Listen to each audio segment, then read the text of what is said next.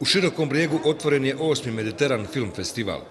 Za kristalni projektor i ukupni nagradni fond od 5.000 eura natječe se 15 dokumentarnih filmova iz zemalja mediteranskog kruga – Španjolske, Italije, Hrvatske, Grčke, Izraela i Francuske.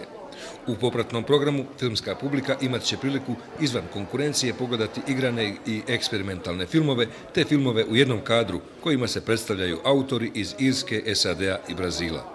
Mislim da smo nakon 8 godina uspjeli organizirati jedan festival koji će biti respektabilan u regiji i nadam se da autori iz cijele regije će i dalje prijavljivati filmove kod nas. Mediteran film festival otvoren je projekcijom nagrađivanog hrvatsko-bosansko-hercegovačkog filma Živi i mrtvi redatelja Kristijana Milića u koprodukciji BH televizije i HRT-a.